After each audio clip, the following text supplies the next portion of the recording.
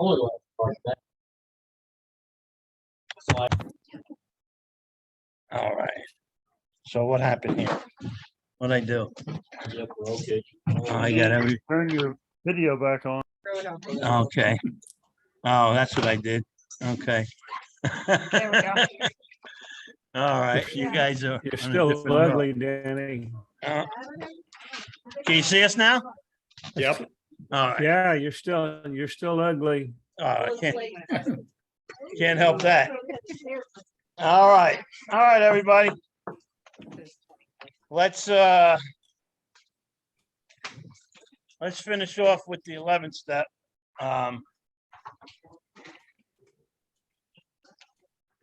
So hopefully we'll have today and next week and we'll be done.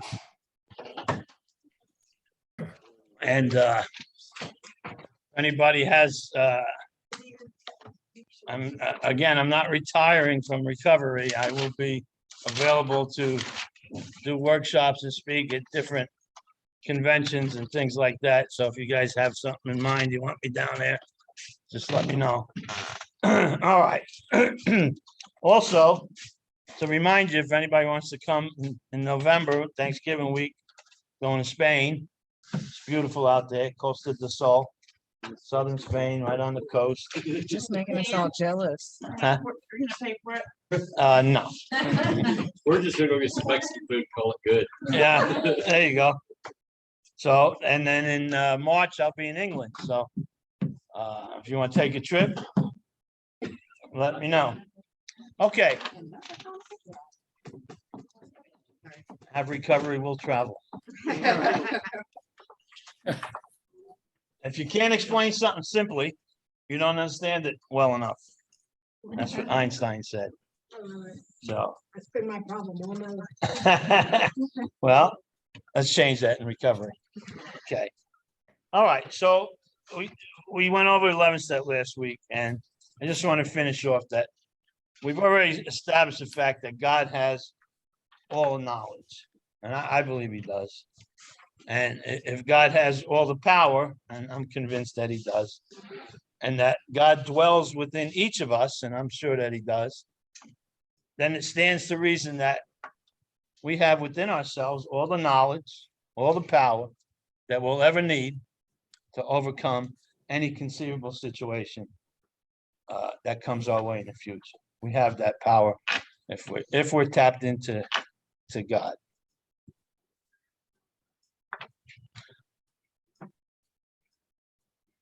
All right. So the other thing that I didn't mention last week was that how, I think maybe I did, I told you the two important points of the steps were in the third step and the 11th step. So in step 3, we give up our directions, okay? In step 11, we receive God's directions. So in 3, we learn how to turn our will and our lives over to God as we understood it, right? And in the 11th step, we receive God's will in our lives and the power to carry that out. So those are important points.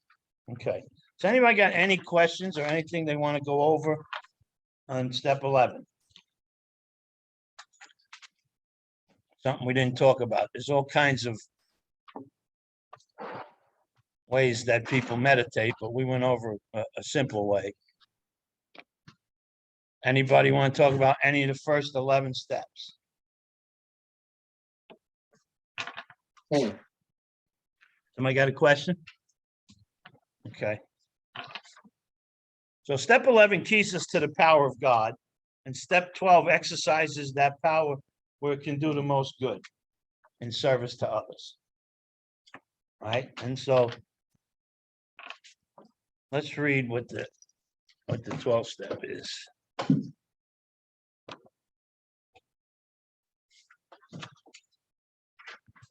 Having had a spiritual awakening as the result of these steps, we try to carry this message to alcoholics and to practice these principles in all our affairs. So there's 3 parts to this step.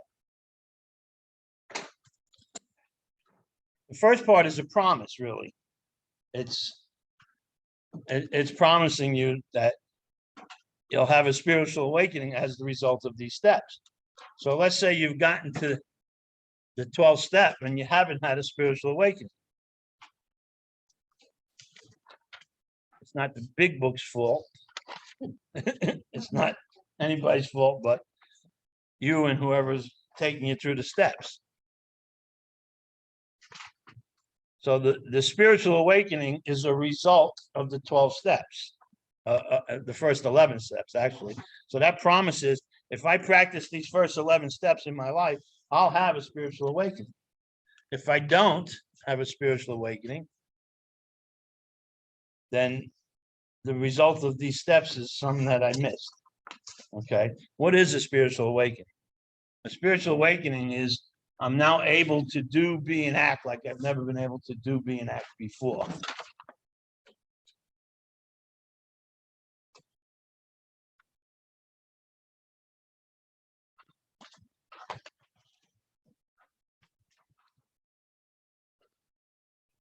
So that's the first part. We're going to talk more about that, but that's the first part of the 12th step. Is the promise that you'll be able to awaken spiritually if you've done these first 11 steps. And the second part is we try to carry this message to alcoholics. This message. So the important thing is, what is this message? Because a lot of times, more so than not, you'll be in a meeting, you'll be working with somebody, and you'll be getting a different message. You won't be getting this message. You'll get some of this message, a little of this, a little of that. But a little of this and a little of that doesn't promise you results as the rest of these results in this book promise. Okay, so what we're going to go over that. We're going to go over deeply what this message really is. So we'll talk about that. And next week, the whole thing we'll talk about sponsorship. Okay. And the last part of this step is to practice these principles in all our affairs. And again, the question is, what are these principles? These principles are the 12 steps. So if I'm going to practice these principles, I need to understand what they are. And by this point in my recovery, I'm not sober out of fear anymore. I'm sober out of joy. And that's what the 12th step means, really. All those defects I had when I got here were necessary and needed to work the steps for a spiritual experience.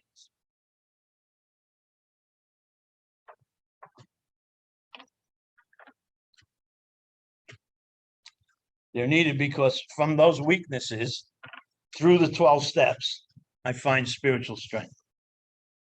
And if I'm not, like, I think we talked about this way back 20-something weeks ago.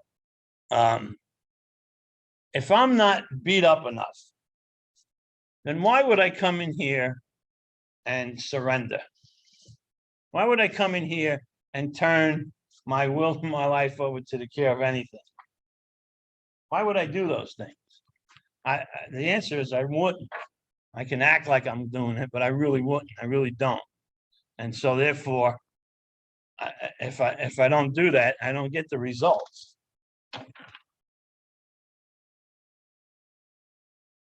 So then when we get to this step, we get that promise in the beginning of the 12th step. It's a result of that. Okay. All right.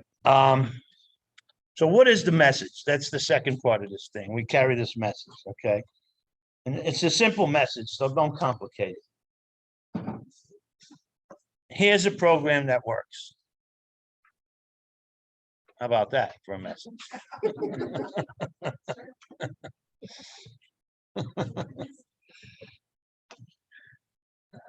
There's a lot to be said about simplicity. Here's a program that works. That's not on any page. Well, I think it does say that actually. Here's a program that works. I'm just summing up for you.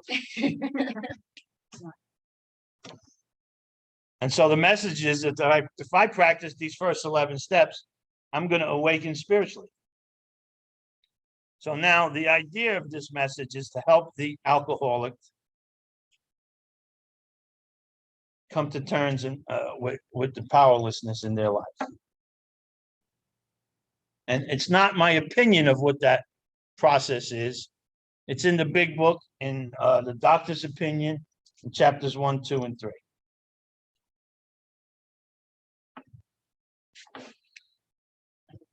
So it's helping the alcoholic find out what the problem is. And then it's helping the newcomer or the alcoholic believe that there's a power greater than themselves. And again, it's not my opinion on what that process is. It's very well laid out in the steps as we went. We went through a lot of work here. We've done a lot of work over these past 26 weeks that we've been here. We've covered a lot of stuff. So helping the newcomer understand that there's a power greater than themselves. It's not him or her or it or them. It's a power greater than ourselves. And we have defined, according to the book, what the parameters of that power has to be.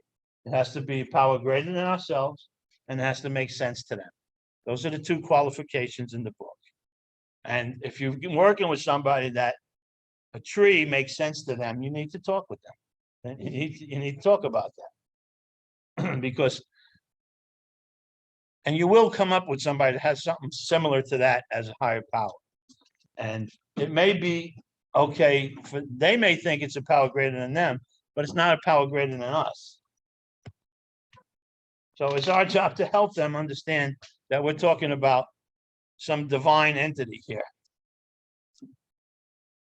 Great spirit, whatever religion you know, we don't have to reinvent the wheel. We just need to establish something that is a power greater than us and makes sense to that person. And it's a message of a program of action that guarantees a spiritual awakening. And again, not my opinion on how that happens, but rather what the book says in chapters 5 and 6. Oh, and in step 2, it's not my opinion on that. It's what the book says in chapters 2 and 4.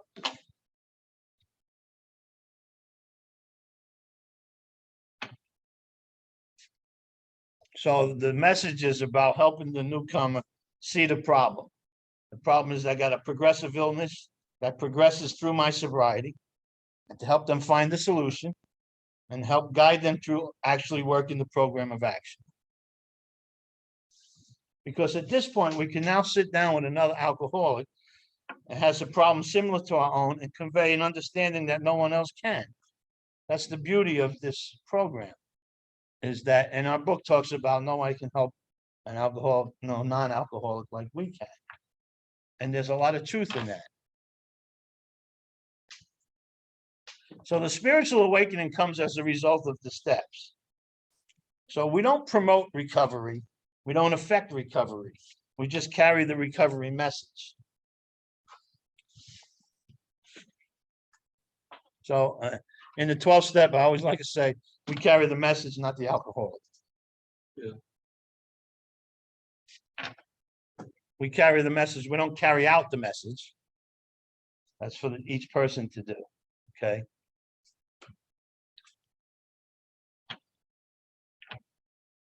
And in carrying out the message, I always find something that I need to be reminded of, something that I need to know, something that I need to learn. It always happens when you pass on this message. There's been many times over the years that I've sat down with a sponsee and they've had some situation in their life, and I've talked to them about it, and we went through the book and see what the book says, and we went over all of this stuff. And then when they left, I had a moment to myself and I go, damn, Danny, you need to do that shit yourself. You damn hypocrite. You ought to practice a little what you preach there. It inevitably always going to find ourselves faced with something that we need to look at. Now, we just spent 40 minutes with somebody explaining to them why they need to. And sometimes it's not apparent to us until after that encounter. And that's the beauty of carrying the message and working with people. is that we're always reminded of something we need to do.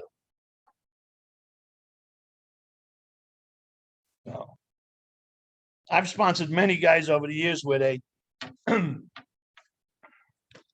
they take on a sponsee and they go, damn, this guy's really on top of it. Like he's already on step 2. I'm only on step 3. What should I do? I said, step 4.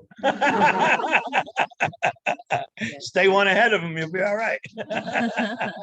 If he passes your ass up, you gotta drop him. So in doing the work, we pass it on to somebody else. I was joking with Mitzi before. I said I heard she's carrying the torch and starting a big book study after next week. That's what I do. And she has agreed to, so get with Mitzi after the meeting.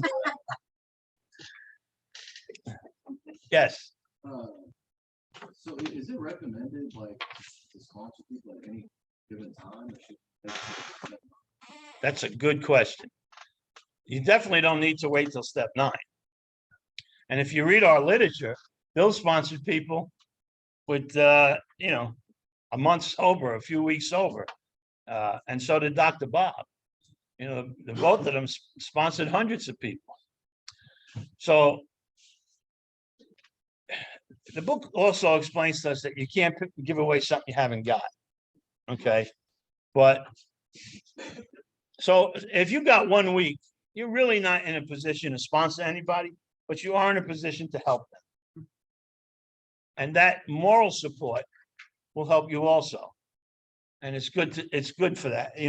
It's good for you to care about somebody, and because that's foreign to us. We come here, we're not really caring about people. But if you're 2 weeks sober and a new guy walks in the door, you can extend your hand and be friendly to them. You really can't sponsor them at that point. You don't have anything to give away. I went to a newcomer meeting down in Florida, not to get my friends in Florida upset there, but I think I shared this with you before.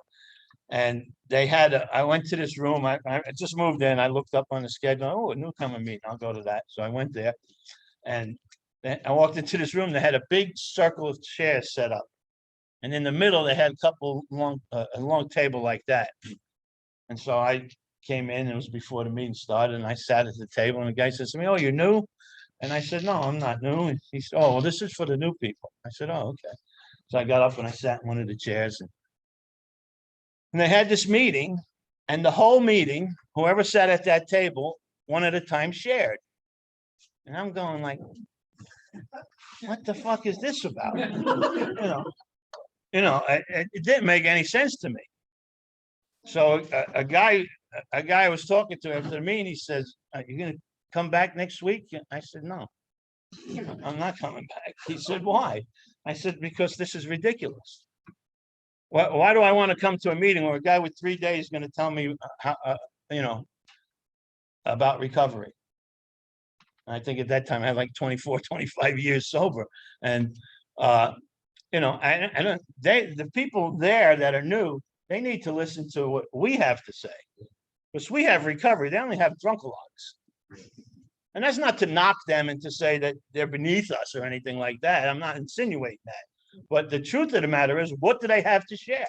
They don't have anything to share that's going to help me or anybody else, especially the other people at that table. But we do.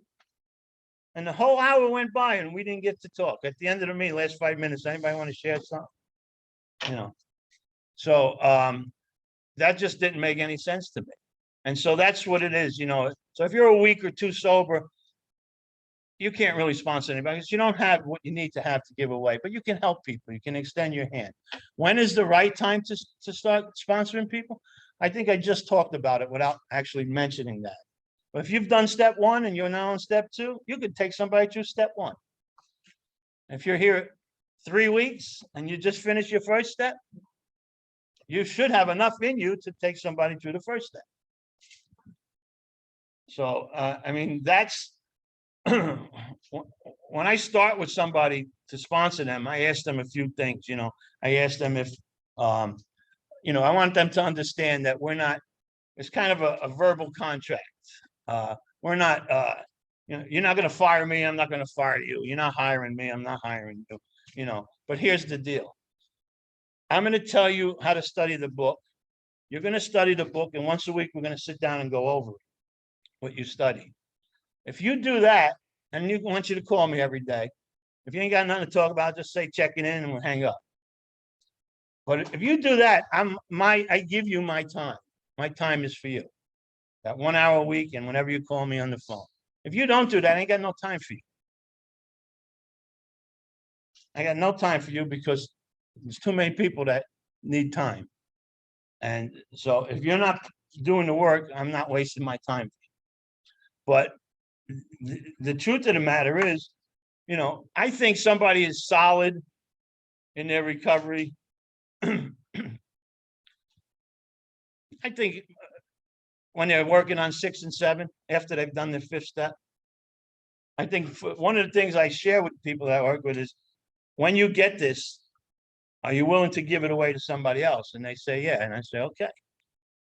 So now everything we just agreed upon is, if you're not doing, do me a favor, don't go around telling people I'm your sponsor, because I'm not. I've had people say, oh, I met one of your sponsees in a meeting. Who? Dave. Dave who? I have no idea who they're talking about, because I met the guy 2 years ago. You know, I'm certainly not his sponsor. No. And then there's been people that have been around me regularly, but not doing nothing, and they still tell people I'm their sponsor. And I have to go up to them and tell them, listen, do me a favor, don't tell people I'm your sponsor. Well, you almost know I'm not your sponsor. You're sponsoring yourself. So, you know, if somebody asks you if you've got a sponsor, say, yeah, me. I sponsor myself. And, you know, just like if you got to go to court and you represent your own lawyer, that's a pretty stupid move. It might be even more stupid to sponsor yourself.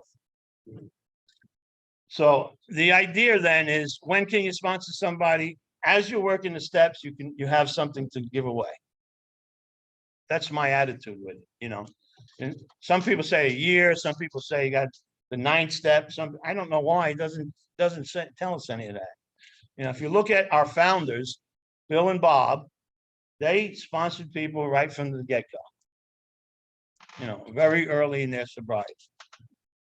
Now, Bill sponsored people for like 6 months, his first 6 months. None of them stayed sober. But his wife pointed out to him, Lois pointed out to him something interesting. She said, you stay sober, because he was complaining. Nobody's staying sober. She said, you have. So that's an interesting thing there. So the idea of giving it away. And by the way, there's people in the rooms that don't want to sponsor nobody.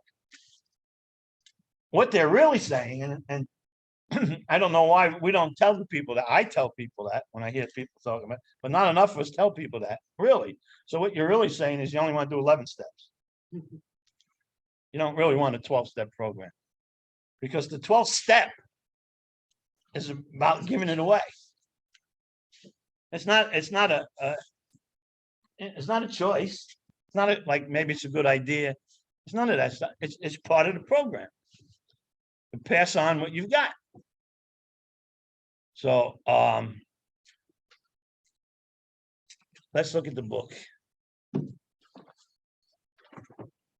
On page 89.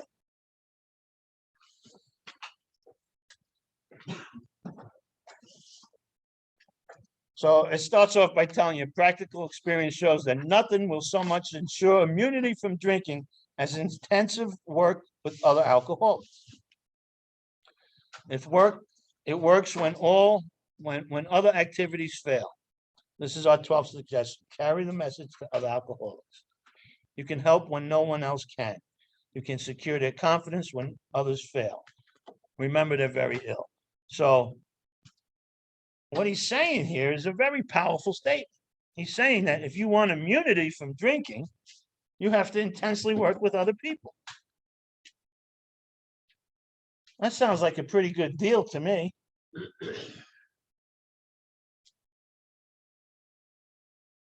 You know, he's not saying you probably won't drink if you help others. He's saying that this will ensure immunity from drinking. It's a pretty blanket statement there, pretty definitive statement.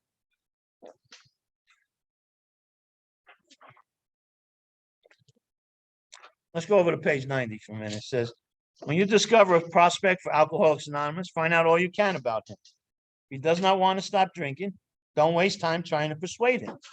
You may spoil a later opportunity. This advice is given for his family also.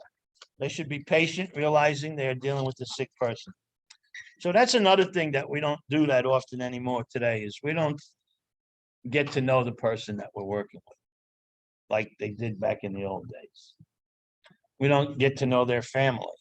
Sometimes we do, some of us, but I make it a point to do that. Because the more I know about you, the more I can help you.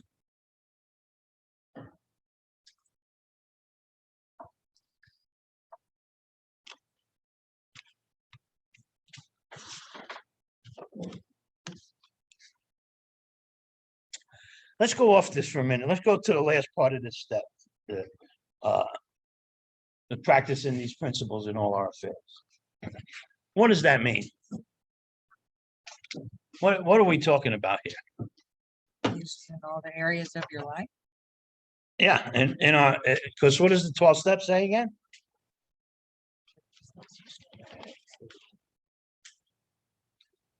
Having had a spiritual awakening as a result of these steps, we tried to carry this message to alcoholics and practice these principles in all our affairs. All our affairs, not some of them. Not the ones we want to, but all of them. So every part of my life, and early on in the steps, it talks about, the different parts of, what is it, third step where it says lives, right? It uses the word lives. And I think we talked about that we have more than one life. I have a life as a recovering member of 12-step program. I have a life as a father and a businessman and friend and so on and so forth. I have all different parts of my life. Okay. And so the idea for me then is to practice these principles. And what are the principles? We're not talking about honesty, hope, faith, courage, and all of that stuff. We're talking about the 12 steps. The 12 steps are the principles. Okay.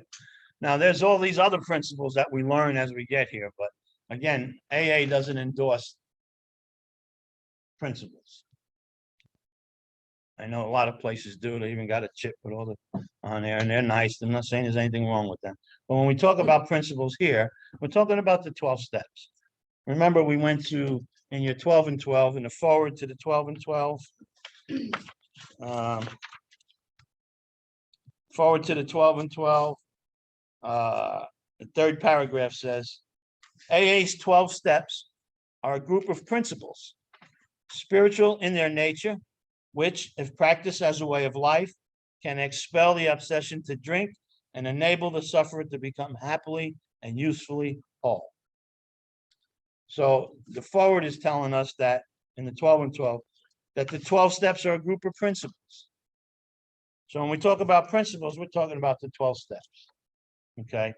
So if I'm going to practice these principles in all my affairs, well, that means when it comes to my relationships, when it comes to my job, when it comes to my finances, when it comes to all of these things in my life, I need to practice these 12 steps on each and every one of them.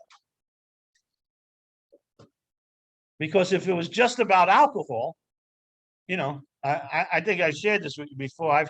Over the years, I've had people come up and ask me to sponsor them, and I say, how long are you sober? I had 12 years. Okay, that's cool. We got to work the steps. Okay, then, yeah. What are you going to work the steps on? Alcohol and drugs. Why? You haven't had a drink or drug in 12 years. Why do you feel necessary? Are you wanting to drink? No. Well, why do you want to? A lot of people really believe that that's all we work the steps on is alcohol and drugs. And our program tells us completely different. Last line. Huh? That last line there. Yeah. Practice these principles in all our affairs. But even throughout the book, it keeps telling us that. So when you've gone through the steps on alcohol and drugs, then you go through the steps on one thing after the other. You know, whatever's the most glaring and blaring in your life, practice the 12 steps on them. Whatever it is, you can practice these 12 steps on. And by the time you finish the 7th step on it, you should have recovered from that hopeless state. And you still have the other 5 steps left.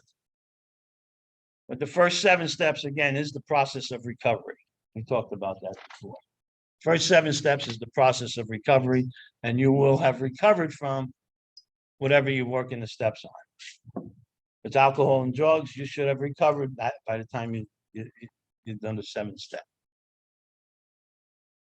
Yes. It's not. No, that's okay. That's good. Questions are good. It's always confusing. I worked the steps a while ago. I was like, what's different? What inventory's the same? Yes, the inventory is the same. Another good question. And I think we went over this, but we'll go over it again. No, that's fine. That's fine. The only thing different is step 1. Because step 1 is the only step that identifies the problem. Step 2 is the solution, and steps 3 on are all about the program of action to take you to that solution. So step 1 is the only step that after step 1, there's no need for us to talk about alcohol or drugs anymore. So it's that we're working because it's not in the steps. Steps are not, the steps do not address the problem. They address the symptom of the problem. Right, so what does that mean? I'm sorry, I said that backwards. Yeah. The steps don't address the symptoms, they address the problem. So if we address the problem, it tells us in the book early on that alcohol is but a symptom. You've read that before? Okay, so if alcohol is but a symptom and we address the problem, there's no more symptom. We take care of the problem. If we don't have a problem, there's no symptom of a non-existent problem. Okay, so we address the problem and the symptoms go away. And that's the same with every step, whatever you're working the steps on. We don't address, like if you've been whoring around, right? Well, and you're working the steps on that. The whoring around is just the symptom of something deeper. Okay, so you don't want to address the whoring around, you want to address what the root of the problem is, okay? And that's what you want to, and that's in step 1. So that all of that happens in step 1. The problem is addressed in step 1. We have come up with a thing that I showed you guys, a process to help us fully concede to our innermost self what the problem is. Because that's what we need to do. We need to fully concede to our innermost self what the problem is. And the book talks about fully conceding to our innermost self that we were alcoholic. Well, you can remove alcohol and fill it in with whatever the problem is that you're working on. Okay, and the steps work perfectly for that. Now, after we address the first step and the problem, there's no more talking about the problem. So now we need to take. I just sponsored one of my guys. He's probably going to be watching this tomorrow. He's I think he's like 12 or 14 years sober, and we're just going through the steps on something, and he just finished step 2, and he said, "Wow, this is completely different than the last time I did the steps a few years ago." I said, "No shit." Really? I've been sponsoring him for years, I said, "Of course it is." His concept of God, what he thinks and believes about God, is completely different. Yes. So whenever you're going through the steps, say somebody that you already beat. Your next list, you've already got process up. So what, do you still go back and that person goes again? Is there something that you missed the first time, you're saying? Yeah, if you missed something the first time, they didn't do it next time. Yeah, if you got an amends to make, it's not retroactive because you did one amends to that person, it's yeah, any amends you need to make, regardless of what you're working the steps on. So like getting through the steps and then working a bit on like, let's say finances, I've found that I have a huge problem, right? Let's just say that as my example. I think what you're saying is that the emphasis, like the fourth step, would be more on the surrounding financial, like that focus. Absolutely not. So then how do you? Okay, good question. So I don't know if you guys heard, she's asking like if she's working the steps on finances and the fourth step would be around finances. And I said, absolutely not. And so at the beginning, I told you guys to pick a topic and to work on, right? So the only step that we're going to talk about the problem, whatever the problem is, finances, sledding around, gambling, what relationships, whatever your problem is, we all have problems, right? Step one is the only step that addresses that. So in the process that we've come up with, that I've suggested to you to use on the first step, is making that list of everything you do under the influence of or in the pursuit of whatever it is you're working the steps on, alcohol and drugs, right? And that you're going to write down everything that you do and think about that topic that you would not do and think if you were in sound mind. Because we have to address the problem. The problem is the finances. It's not shopping. It's not going out, partying. It's not all these things that you're spending money on. Finances is the issue here. The other things are symptoms of that problem. We don't address the symptoms. My relationship with financing or. Yeah, strictly with the financing, right? So you're going to write down everything in the first step that you think and do when it comes to finances that you would not think and do if you were in sound mind. That will give you the answers what you're talking about. The rest of the next 11 steps are just as they're written in the book and the exact same way you did them for alcohol. There's no more change to them. Thank you for Yeah. expanding on specifically how you would take that into the first step. Yeah, yeah. So regardless of what the issue is, the problem is the process that I shared with you on making that list of everything I think and do that I would not think and do if I were in sound mind. That's the first step exercise, because the result of that gets you to fully concede to your innermost self that you're alcoholic, or fully concede to your innermost self that you have problems with finances, or fully concede to your innermost self, fill in the blank. Okay, so there's other ways to do it, but I shared with you the best way that I found to do it, that exercise. So I just. No, I'm not paying for you to go to Spain. England, no, I'm not paying for that one either. So I've been, I just attend, and I have a lot of family stuff going on. I'm just worry. Obsessive, worry, and I'm trying to control things. And thank God for the 12 steps. And I've been doing like the same resentments on my 10th step like every night. And then finally, I just talked to my sponsor and I came to terms. You know what? I'm done. I'm done being worried. I'm defeated. I'm done. I'm powerless. I'm like, did I just do the 12 step or the first step on, my. Well, you did it in your head, but it's good to write it down. Yeah. And I'm just like, well, then I thought to myself, yeah, I could work the steps on this. Yeah. And that didn't even occur to me until today. You're absolutely right. You can work the steps on anything, on any topic you could work the steps on. Well, from that little brief description you just gave us, what would you work the first step on? What would be the topic? I don't know how I think I can control a situation. That's right. That's the word I'm looking for from you. Control. That's the problem. The obsessing and all the other stuff is symptoms of that problem. Everything you shared after that, you said that one word, control. Everything else you shared are symptoms of control. So your headline on step one would be control. And you need to learn how to fully concede to the innermost self that you are out of control, that you don't have control. That control brings heartache. We talked about that a couple of weeks ago. When we try to control something that's uncontrollable, we only bring heartache and pain to ourselves. Okay, so I have the same question about the fourth step. Absolutely. Okay, so if I've gotten these big, huge problems out of the way and dealt with them, there's stuff that's happened since, is that what you do it on then? Whatever's bothering? It doesn't matter if it's stuff that, if you're regular about this, if you're doing regularly step work, then you do it from your last inventory to now. But there may be something like, let's say you're working the steps now on finances, right? You've just finished them on alcohol and drugs, and now you're going to work the steps on finances. Or you might have different things that come to mind.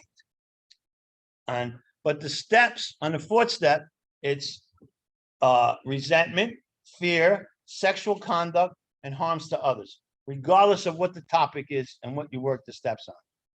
Well, any one of those four things get inventoried the same way you inventory them for alcohol and drugs. It is irrelevant after step one what the topic was.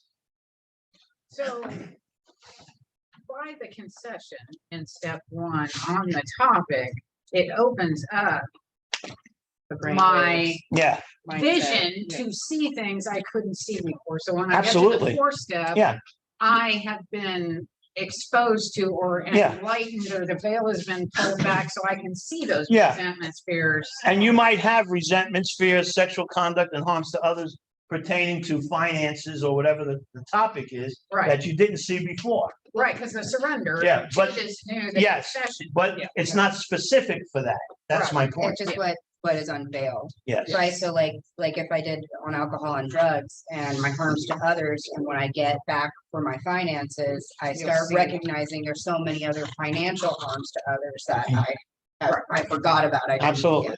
That makes sense. So technically, if you do the perfect fourth step, you don't have to do it.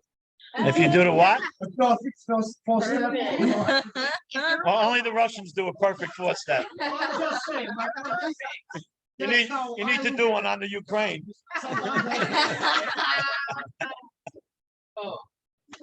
I'm so sorry. It is my fault. The, I'm okay with it today. the perfect fourth step is one that is finished. Yeah. Doesn't matter what you left out, what you forgot, what doesn't. If you've honestly taken a look at yourself and you've done the inventory, that's a perfect fourth step. Now, tomorrow you might have to do another one. Right. Right? Tomorrow you might realize, oops, it wasn't as perfect as I thought. It's like taking a perfect shower. That doesn't keep you from having to take another shower. Yeah, Good. yeah, That's a really good one. yeah, that is a good one.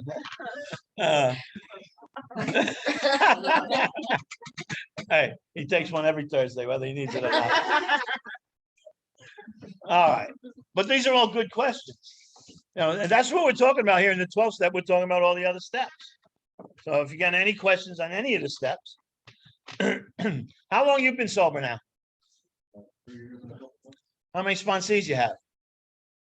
I've ran probably 4 through the steps. Right now I have like Okay, that's good. Huh. I try to keep a newcomer. It's not easy, especially I don't go to as many meetings anymore. I don't go to hospitals and institutions like I used to meet people when they came out of treatment, to sponsor them. So in these days, I get a lot of people with years of sobriety that want me to sponsor them. But what I do is I work with the people that I sponsor that are sponsoring people. And all my guys are, and a couple of my ladies too, they're all sponsoring newcomers. And I got guys in Europe that I sponsor, and they have them go through, I was telling somebody that before, they have them go through these videos. And after they go through a video, they sit down with them every week and they go over that. And sometimes I try to jump on a Zoom call with them. And help me, if I need a new person to work with, how's that new guy you're working with? Hey, he's get him on the Zoom. We'll do it together. And the three of us will do a Zoom call, and we'll go over some work. So it's good to keep newcomers in your life, Okay, so Secret inventory. So you're not suggesting that 10 steps, Multiple 10 steps? steps, inventories, on all of the problems that we have. Well, the 10th step is 4 through 9 on a regular basis, right? So we went over, when we talked about the 10th step a few weeks ago, a couple weeks ago, we talked about the important part of the 10th step is not so much taking an inventory at nighttime on how my day was, but rather, as the book says, as we go along. Right? So when you talk about the 10th step, it's about your awareness through the day. Right? Because what does the book say? Let me see here.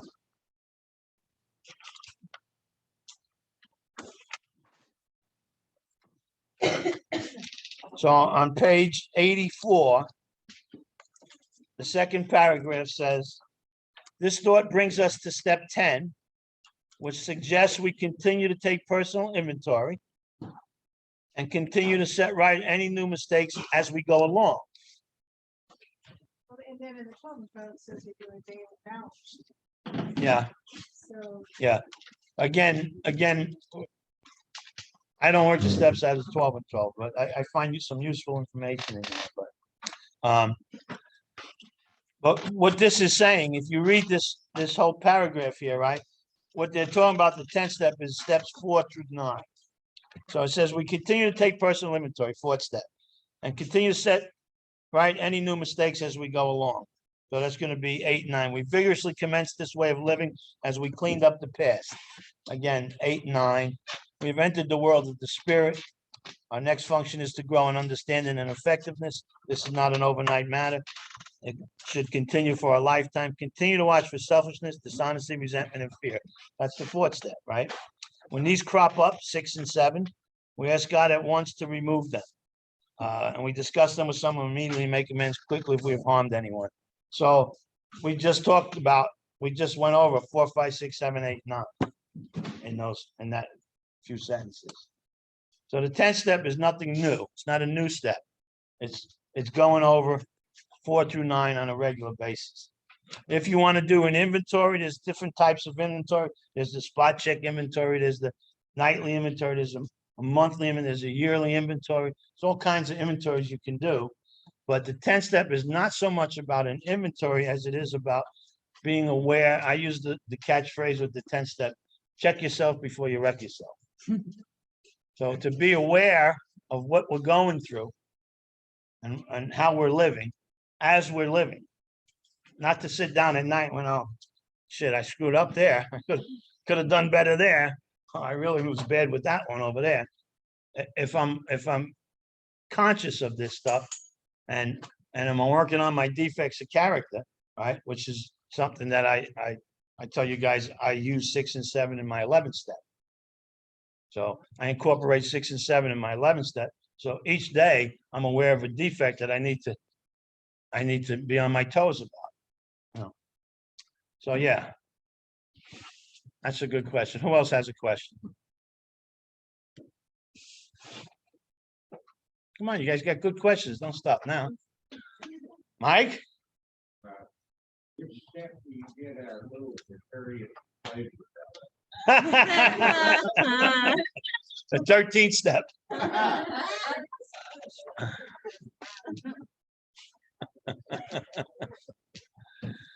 All right, who else got a question? Come on. Anybody online got a question? On any of the steps? That's what we're talking about, all the steps here. Like I said, next week, we're gonna focus the whole hour on sponsorship. So let's talk about, we got 10 minutes left. Let's go over the steps, any of the steps. Danny, let me ask this question. Several weeks ago, you were talking about dimensions of life. And you said something about spiritual harmony, disharmony, mental harmony, disharmony, physical world harm, only disharmony. The 3 dimensions of life. Yes, sir. You talked about that. Physical, mental, and spiritual. Spiritual, yeah. So the My physical, question- go ahead, I'm Okay, sorry. Go ahead, ask No. your question. No, I want you to go ahead. So the physical is, when we think about the physical, we naturally normally think about people, but it's more than people. It's the world and everything in it, right? And so what we talked about then was that as today, in today's times, maybe it'll change in the future, but right now the earth is the only place we have to live, right? So the question now becomes, am I going to live in this world with the people in it in harmony or disharmony? The choice is mine. And when it comes to the mental, we all have a brain. A lot of times, some of us doesn't seem like it, but we all have a brain. So the question is, are we going to live in our head in harmony or disharmony? Right? And then the spiritual is that, God, right? God is real. We've kind of established that, and God's going to be part of my life. So am I going to live with this God that's all powerful, all knowing? Am I going to live with him in harmony or disharmony? So when I'm right in all three dimensions, then I'm on a good path. When I start getting up here or getting, away from God or abusing the physical world, I start going off the path, and I suffer consequences from that. Does that make sense to you? Yes, it makes sense. What I was actually wanting to know is, did you intend to connect these three things to 10, 11, and 12 somehow? No, I intend to Okay. connect them to your mind so you can use them in all of the steps. Because as far back as step 3, right? When we start talking about, well, the first 3 steps put me in touch with God, right? The next 3 steps put me in touch, 4, 5, and 6 with others, right? With myself, actually. And then 7, 8, 9 put me in touch with others, get me right with God, get me right with myself, get me right with others. And 10, 11, 12 help me stay right with God, self, and others. So that information that I just gave you on the 3 dimensions and how we're going to use it should be applied in everywhere, not just on any particular step. But it's just knowledge that you can work the steps from. With in your head, you have this knowledge of the 3 different dimensions, what they are and how they work for you. And that either you're going to have harmony or disharmony, and it's all your choice. It's all you're doing. Does that make sense? Does that help?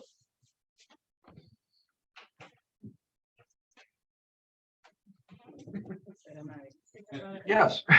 Okay. I thought you left for a minute. I thought you chose to go in disharmony there. All right. I muted my. All right. Good question, though. Go ahead, Tom. The basic instincts are the social instinct, the security instinct, and the sexual instinct. The social instinct is we're all born with the desire to be liked and accepted, right? So because we're all born with the desire to be liked and accepted, we're not getting liked and accepted as quickly and by as many people as we think should like and accept us. So when that happens, I start taking shortcuts. I act out so you'll like me or you'll accept me or whatever. And every time I take a shortcut, I inevitably step on somebody's toes. And the book says when we step on somebody's toes, they retaliate and cause pain and suffering in our life. What's the first thing I say when that happens? How can you do that to me after all I've done for you? Right? And then the security instinct is we're all born with the basic instinct to be secure. in our person, right? So we take shelter from the storm, we put clothing on, and otherwise, we make sure that we eat food, otherwise we would die. See, God gave us these three basic instincts so we would survive and prosper, right? He gave us the social instinct so we would get along with each other. He gave us the security instinct so we would protect ourselves from the elements. And he gave us the sexual instinct for obvious reasons, so we would reproduce and continue not to die out and be extinct. The problem is we take all these things way out into left field. So I got a house, but you got a nicer house. I've got shoes, but you got 5 pairs of shoes. I need another pair. And we take these things out of, and because I'm not getting what I think I should have quick enough, I start taking shortcuts. And when I take shortcuts, I step on people's toes. And when I step on somebody's toes, they retaliate, cause pain and suffering in my life. First thing I say, how could you do that to me after all I've done for you? Right? And then the sexual instinct, pretty much self-explanatory there. You know, God gave us that so we would reproduce and not become extinct, right?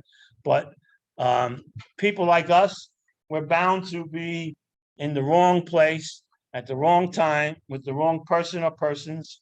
And, you know, it's not about, the sexual instinct is not about so much about sex, you know, it's about, you know, the God-given right to it is so we would reproduce.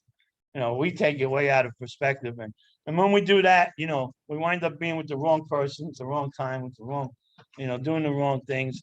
And when we do that, we almost always step on somebody's toes. And then when they step on their toes, they retaliate, cause pain and suffering in our life. First thing we say, how could you do that to me after all I've done for you? Right? So those are the 3 basic instincts of life. Those are the things you're going to use to inventory your 4th step. Because every problem you've ever had, have, or will have is a direct relation to 1, 2, or all 3 of those basic instincts. You cannot have a problem without them being related to the 3 basic instincts of life. Being hurt, Hurt or threatened. Yeah, all of that stuff. Good questions, though. I was gonna say after listening to that, one of the things that really made an impact on me was 12 and 12, where it describes Yeah, it talks about that. how the world works. Yeah. The 12 and 12 is good for that. It goes into that deeply there. Right? Matter of fact, when we did the 4th step, I suggested you read the first couple of pages of the 4th step in the 12 and 12 because it talks about the basic instincts. All right, good stuff, man. Anybody else got a question? We got a couple of minutes left. Next week, we're going to talk about sponsorship, and then we're done. So, anybody else got a question? A certificate? Yeah. You get a certificate. Do you touch on the traditions at all? The tradition. So a few people have asked about that. Another one, Willie. Maybe in January. Maybe in January we'll do 4 weeks of the traditions. Yeah. I know a lot of CA people that'd be interested in that. Yeah. So we'll probably, if it's okay with you, Willie, and we could do it, we'll probably do that in January. Oh, by the way, let's do it next week because there's no time left. But if you guys would all give me your emails, so I'll be in touch with you in case I'm doing a workshop or something. I'll send you out a thing. That's where you're sending the certificates, How right? do we, Excuse me? how do we get the certificate? Danny Fowl, DANNY, F like Frank, AL, 0208 is my email. Danny Fowl, CANNYFAL. 0208 is my email. Yeah. Oh, at gmail.com. Sorry. We got a little something there. All right. So yeah, send me your email. I'll try to make a list for all you guys and send you out a blast when I'm doing something. I am doing a workshop and speaking in Spain in November and England in March. You said 020 what? 0208. Thank you. Anybody want to come to Spain, Jeff? Real nice. All right, guys, that's it. See you next week. Thank you, guys. Thank you, Danny. Good evening. All right. Have a good one, guys. Yeah, All thank you, right. Danny. Take care. Take care. Yep.